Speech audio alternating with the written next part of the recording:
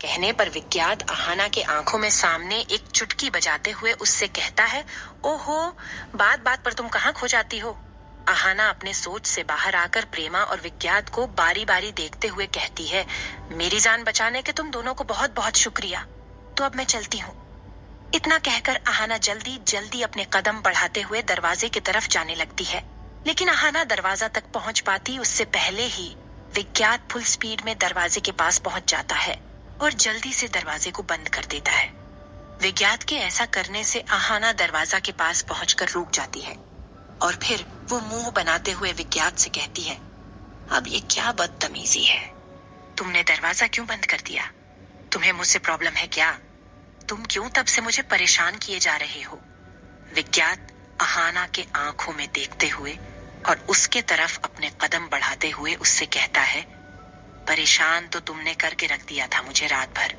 मैं ही जानता हूँ कि मैंने कैसे संभाला था तुम्हें कल पूरे रात भर।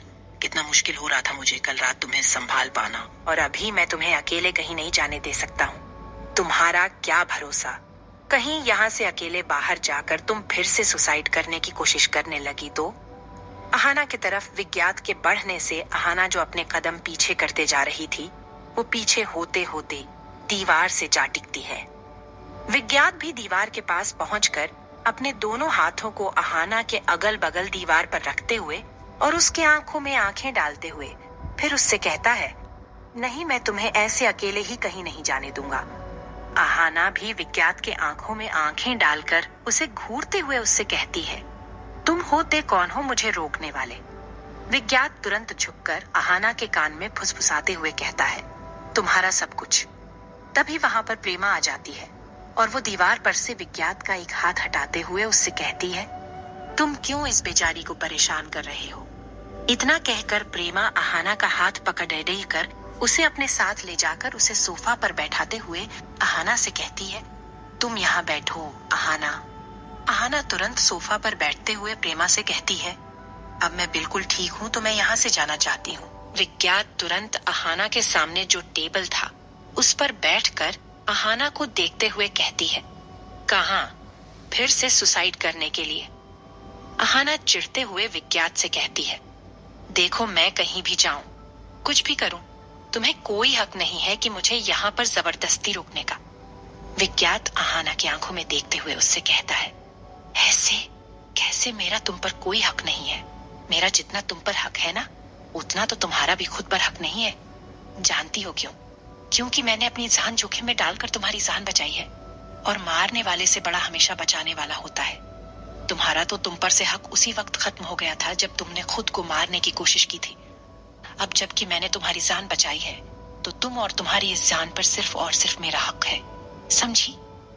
प्रेमा भी तुरंत अहाना के बगल में बैठते हुए उससे कहती है, देखो अहाना, हम दोनों तुम्हें यहाँ से जाने के लिए मना नहीं कर रहे हैं। तुम आराम से अपने घर चली जाना, लेकिन बस हम तुम्हें ऐसे ही यहाँ से अकेले नहीं जाने दे सकते हैं।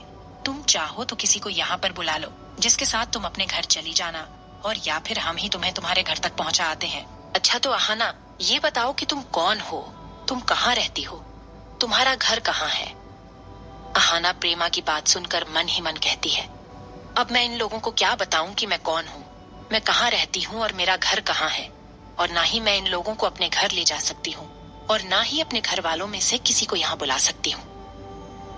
अहाना अपने मन में अपने आप से ही बातें करने बिजी थी कि तभी विज्ञात अहाना के आंखों के सामने अपना हाथ हिलाते हुए उससे कहता है, ओह हेलो, फिर से कहाँ खो गई तुम?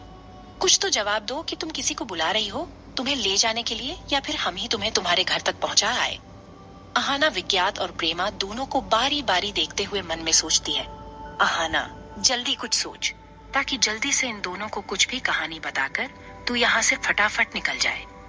इतना सोचकर अहाना एक ठंडी सांस छोड़ते हुए विज्ञात और प्रेमा दोनों से कहती है, देखो, मैं पहले भी तुम लोगों से कह चुकी हूँ और अब भी कह देती हूँ कि मैंने कोई आत्महत्या करने की कोशिश नहीं की थी।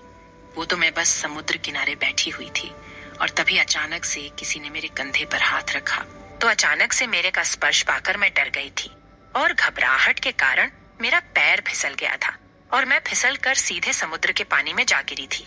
मुझे तैरना नहीं आता था, इसलिए मैं डूबने लगी थी, ना कि मैं कोई आत्महत्या कर रही थी।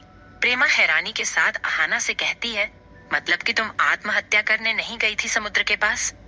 आहाना तुरंत ही अपना सिर ना में हिलाते हुए जवाब देती है, नहीं,